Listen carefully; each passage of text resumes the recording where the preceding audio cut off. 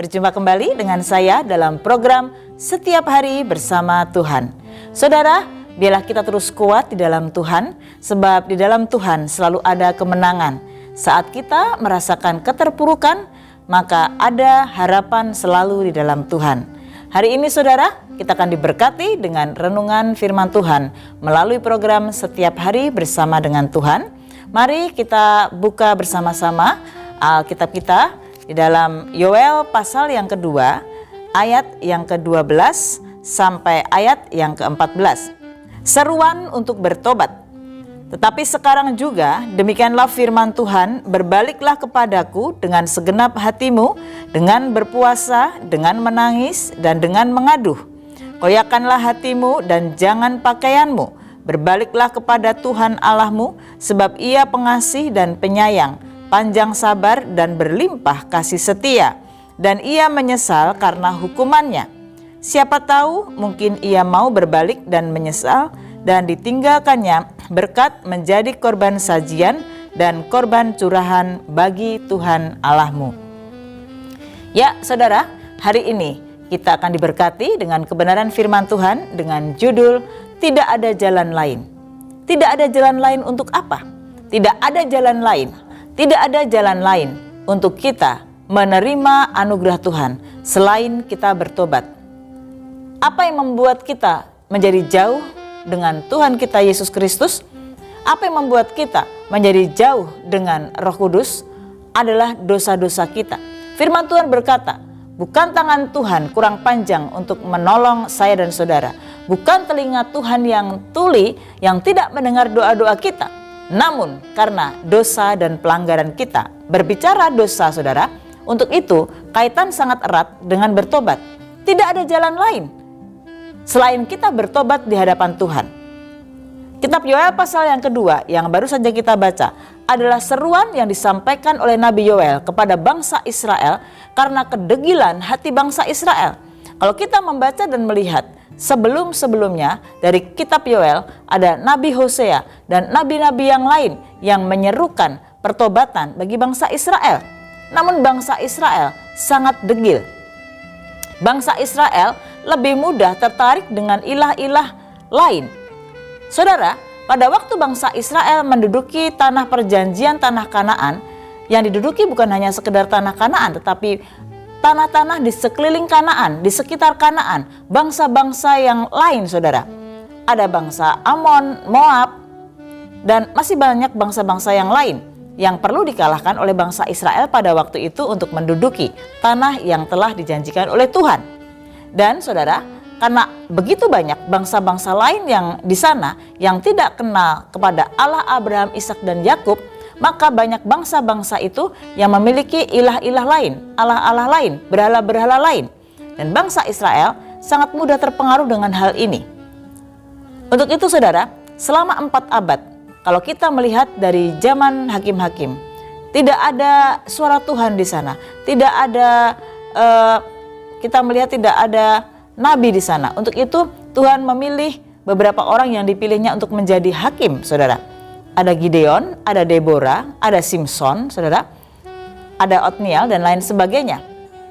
Untuk itu sangatlah penting suara pertobatan terus diperdengarkan, bukan hanya kepada bangsa Israel pada waktu itu di Alkitab saja, tetapi sampai pada detik ini kepada setiap anak-anak Tuhan. Mari kita bertobat. Saudara, berbicara bertobat, ini tidak hanya sekedar sebuah perilaku kita yang salah secara moral saja, dari berzinah, dari berjudi, dari melakukan hal yang tidak berkenan saja, tetapi termasuk semua yang namanya penyimpangan perilaku yang disebut mental disorder.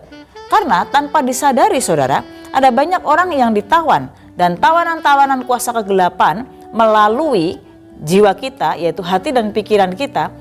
Iblis itu menawan seseorang sehingga membuat orang itu akhirnya sudah terpenjara, tertawan. Dan biasanya hal itu sudah memunculkan setiap perilaku-perilaku yang menyimpang atau yang disebut secara psikologinya adalah mental disorder. Begitu banyak perilaku-perilaku yang tanpa disadari oleh banyak orang yang akhirnya mengikat orang tersebut. Kalau kita banyak belajar saudara, ada banyak orang-orang baik itu orang-orang yang di luar Tuhan, tapi juga sayangnya ada banyak orang-orang Kristen yang menjadi toxic people. Kalau kita bicara toxic itu adalah racun. Jadi menjadi racun-racun dalam kehidupan ini, artinya tidak berdampak. Untuk itu saudara, pastikan bahwa kita bukan menjadi toxic people. Ingat, kita dipanggil bukan untuk menjadi toxic, tapi kita dipanggil untuk menjadi garam. Jadilah garam dan terang dunia. Kita mempengaruhi lingkungan kita mempengaruhi keadaan sekeliling kita dengan kebaikan kita, dengan hidup yang berdampak, dengan terang Kristus dalam diri kita, dan seperti garam, kita mempengaruhi lingkungan dengan kebenaran firman Tuhan. Nah saudara, kembali dalam Yoel, diserukan sebuah pertobatan. Tidak ada jalan lain selain kita bertobat.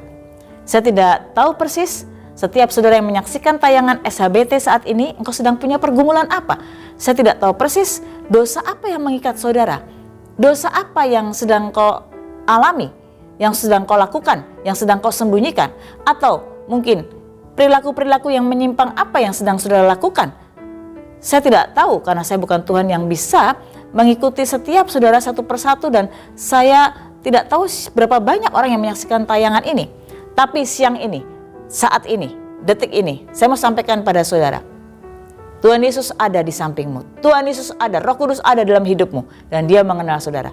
Kalau detik ini, sementara kau menyaksikan tayangan ini, engkau berkata kepada Tuhan, Tuhan Yesus, aku menjadi orang yang mungkin mempengaruhi dengan dampak yang buruk. Tuhan, aku terikat dengan kepahitan. Tuhan, aku sedang punya kekhawatiran, kecemasan. Tuhan, aku sedang memiliki perilaku-perilaku yang menyimpang. Tuhan, aku sedang ditawan oleh kuasa kegelapan. Pastikan saudara, tidak ada jalan lain selain kita bertobat. Artinya saudara, ada beberapa langkah bagaimana kita harus datang kepada Tuhan, menyadari dosa kita dan kita bertobat. Sebab tidak ada jalan lain selain kita datang kepada Tuhan Yesus Kristus. Dan saat kita datang kepada Tuhan Yesus, ada saudara beberapa hal yang harus kita lakukan. Pertama, kita harus bertobat di hadapan Tuhan.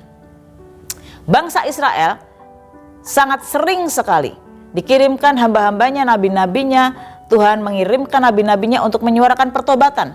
Tetapi bangsa Israel begitu degil. Kita tetap terus mendoakan bangsa Israel, tidak mengutukinya. Tetapi bangsa Israel pun dijadikan Tuhan untuk menjadi percontohan bagi saya dan saudara. Bagaimana kita menjadi orang jangan keras hati. Untuk itu saat ini kalau engkau sedang jatuh dalam dosa, kalau saudara menyaksikan tayangan ini, engkau melangkah dalam keadaan yang salah, jangan keraskan hatimu. Yang pertama, jangan keraskan hati. Semakin kau mengeraskan hati, semakin tajam mata bajaknya, semakin lama proses pembentukannya. Untuk itu, mari lembutkan hatimu saat kau menyaksikan tayangan ini. Datang kepada Tuhan Yesus. Jangan keraskan hati dan bertobat. Ini hal yang pertama saudara. Selama kita mulai belajar untuk terus rendah hati, kita akan terus mendapatkan galian-galian, pengetahuan-pengetahuan, pewahyuan dari Tuhan, dan Tuhan akan terus banyak berbicara kepada saya dan saudara. Semakin kita menjadi sombong dan angkuh, dan setiap statement orang berusaha untuk membantah. Kalau saudara belajar psikologi, salah satunya toxic people adalah orang yang selalu mudah membantah orang, selalu mudah menilai orang, dan menganggap bahwa dirinya adalah orang yang paling benar. Saya belajar dari Maria, Ibu Yesus. Segala sesuatu yang dia lihat, dia dengar, dia simpan dalam hatinya.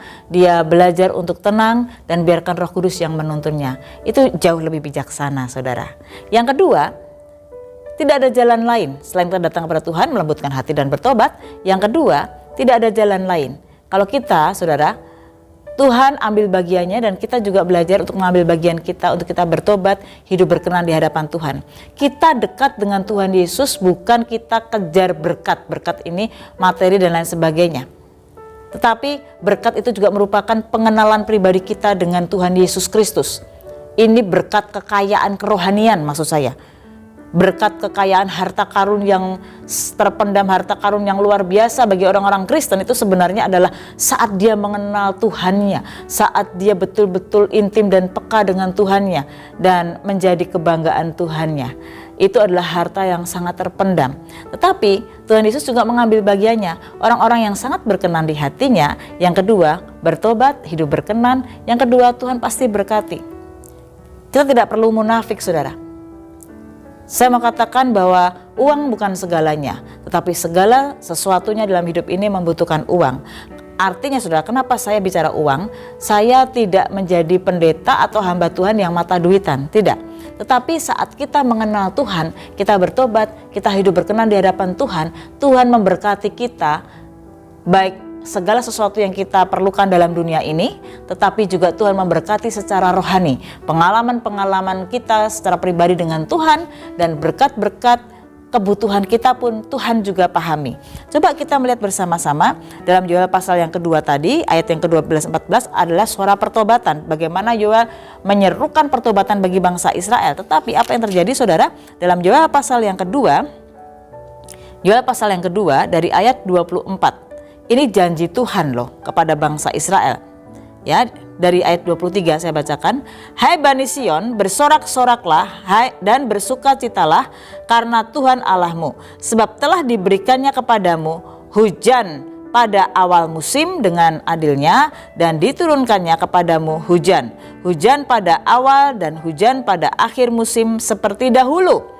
Tempat-tempat pengirikan menjadi penuh dengan gandum, dan tempat pemerasan kelimpahan anggur dan minyak.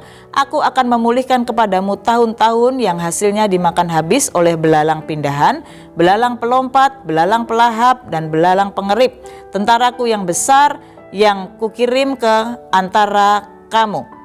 Ayat 26, maka kamu akan makan banyak-banyak dan menjadi kenyang, dan kamu akan memuji-muji nama Tuhan Allahmu yang telah memperlakukan kamu dengan ajaib, dan umatku tidak akan menjadi malu lagi untuk selama-lamanya. Saudara, tadi yang saya sampaikan, secara kebutuhan kita di bawah matahari ini, Tuhan pun memenuhi dan memberkati bagi orang-orang yang datang kepada Tuhan. Poin yang pertama tadi, bertobat, merendahkan hati, tidak mengeraskan hati. Pertobatan ini tidak hanya bicara karena kita berdosa, melakukan hal yang melanggar moral saja lalu kita sadar dan bertobat, itu ya. Tetapi bertobat juga artinya adalah kita rendah hati, merelakan agar diri kita dibersihkan oleh kuasa Roh Kudus agar semakin mengenal Kristus. Tetapi yang kedua, saat kita melakukan bagian kita, maka Tuhan mengambil bagiannya, memberkati langsung dua, saudara. Kalau saya mau sampaikan hujan awal, hujan akhir, ini juga bisa berbicara dua. Artinya secara alam realita di bawah matahari ini, di alam nyata ini, Tuhan memberkati bangsa Israel pada waktu itu dengan hasil panen yang luar biasa. Saat bangsa Israel bertobat, maka Tuhan pelihara hidup mereka. Itu di mana? Di bawah matahari kan, realita. Kehidupan mereka dipulihkan. Kalau kita melihat bangsa-bangsa yang mengalami transformasi, berbalik dari jalan-jalannya yang salah dan berbalik kepada Tuhan, maka Tuhan memberkati, bukan hanya memberkati setengah-setengah, sebab Tuhan Yesus, Bapa di surga, Allah kita, tidak pernah melakukan hal yang setengah-setengah. Memberkati di bawah matahari ini, di hidup yang sementara ini, di alam realita ini, dengan Tuhan memberkati kita, menolong kita, memberikan kecukupan. Tapi juga artinya Tuhan terus membawa kita, ini yang kedua. Hujan awal, hujan akhir berbicara rohani. Artinya Tuhan juga semakin membawa kita kepada pengalaman-pengalaman Kristus dengan luar biasa. Tapi yang kedua juga kepercayaan-kepercayaan. Berkat yang melimpah kepada saya dan saudara, berkat secara rohani, berkat secara kehidupan. Sebab Tuhan tidak pernah kasih yang setengah-setengah. Bagi orang-orang yang berkenan di hatinya, Tuhan akan lakukan dua. Tuhan akan memberkati secara hal rohani, pewahyuan, pengenalan akan Tuhan. Bahkan saudara, itu termasuk kepercayaan-kepercayaan. Jadi kita di alam nyata menikmati gandum, menikmati kebutuhan-kebutuhan yang Tuhan memang sediakan dengan cara yang sangat dahsyat dan luar biasa. Ya, ini bicara Tuhan memberkati dengan caranya, maksud saya ya. Lalu yang kedua, Tuhan juga memberkati kita dengan panen raya. Panen raya dengan apa maksudnya secara kerohanian? Dengan jiwa-jiwa, dengan kepercayaan-kepercayaan yang kita nggak pernah pikirkan. Apa yang tidak pernah kau pikirkan, apa yang nggak pernah kau lihat, apa yang tidak pernah kau dengar, itu Tuhan sediakan bagimu. Ini berbicara bukan hanya kebutuhan secara materi saja, kebutuhan kita dalam kehidupan sehari saja, saudara, tetapi juga adalah panen raya, yaitu jiwa-jiwa, termasuk kepercayaan-kepercayaan. Di mana pelayanan saudara itu dikembangkan oleh Tuhan. Di mana pewahyuan-pewahyuan, kepekaan, pengenalan saudara secara kerohanian itu dikembangkan oleh Tuhan. Saudara benar-benar mengalami berkat yang berlimpah, bahkan padat, digoncangkan dan tumpah keluar. Ini bukan hanya bicara kebutuhan materi saja, itu yes saudara, tetapi juga kebutuhan secara rohani, artinya pengalaman-pengalaman rohani yang luar biasa. Semakin ditambah kepekaan, semakin mengerti, kepercayaan-kepercayaan pelayanan dikembangkan, termasuk saudara, ya Tuhan mempromosikan dan lain sebagainya. Tapi yang saya mau sampaikan sebelum saya masuk kepada poin yang ketiga, ingat baik-baik saudara, goal kita, target kita tidak hanya sampai di situ.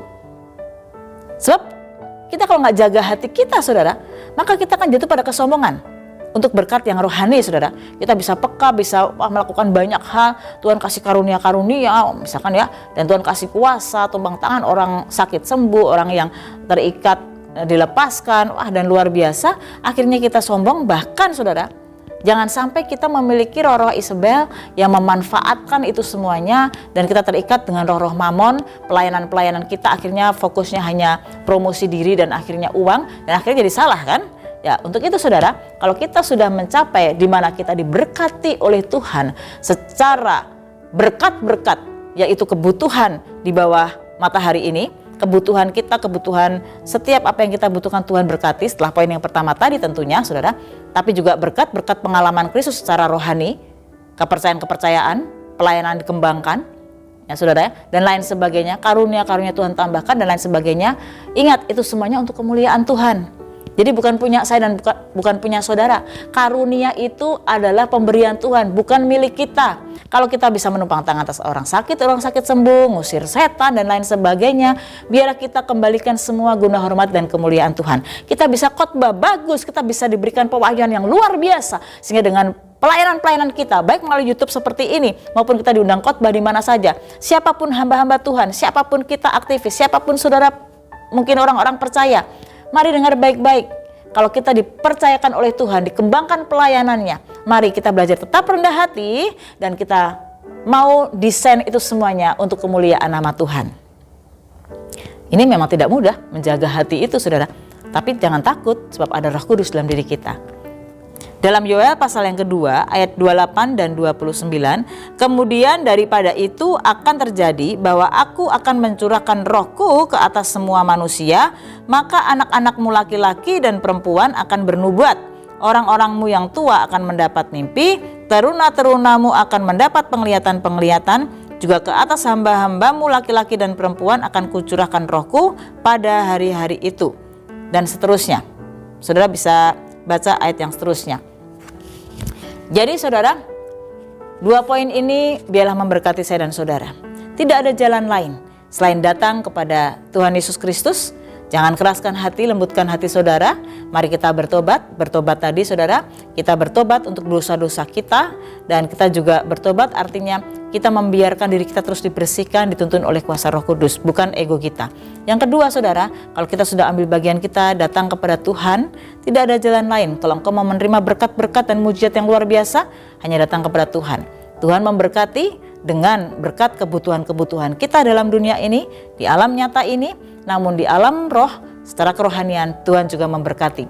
Dengan berkat-berkat pengalaman Kristus, Tuhan membentangkan, Tuhan semakin memperlengkapi saudara dalam pelayanan. Dan dalam Yoel pasal 2 ayat 28 dan 29 tadi, bahwa Tuhan akan mencurahkan roh yang luar biasa, memberikan karunia-karunia. Dan tetap jaga hati saudara, agar kita tetap rendah hati. Mari saudara, tundukkan kepala kita, kita berdoa.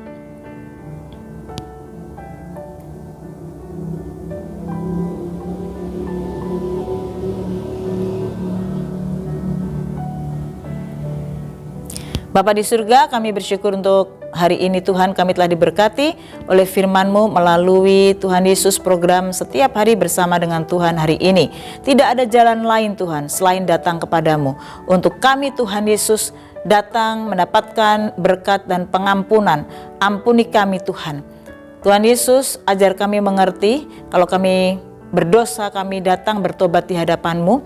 Kami tidak mengejar sekedar berkat-berkat secara materi Tuhan, bahkan berkat-berkat karunia saja, karena target dan goal kami tidak hanya sampai sebatas itu, namun kami betul-betul menjadi orang-orang yang berguna untuk kerajaan surga. Kami disempurnakan sama seperti Kristus. Bapa di surga, kami juga bersyukur Tuhan untuk pengajaran firman-Mu Tuhan saat ini, agar kami Tuhan tetap menjaga hati kami, tetap rendah hati. Saat kami Tuhan telah bertobat, dibersihkan oleh Roh Kudus, kami mau belajar hidup berkenan di hadapan Tuhan, maka Tuhan akan mengambil bagian-Mu Tuhan Yesus, yaitu Tuhan akan memberkati kami.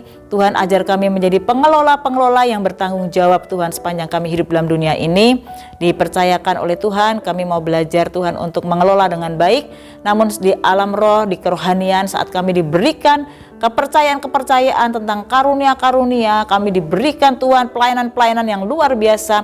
Ajar kami, siapapun kami, sebagai aktivis, pelayan Tuhan, hamba-hamba Tuhan, pendeta-pendeta, sebagai Tuhan, nabi-nabi-Mu, profet Tuhan Yesus, sebagai kerasulan, Tuhan ajar kami tetap rendah hati, karena semuanya untuk kemuliaan nama Tuhan. Terima kasih Tuhan untuk firman-Mu saat ini melalui SHBT ini, dan berkati setiap Tuhan Yesus anak-anak-Mu yang menyaksikan tayangan SHBT ini dengan setia.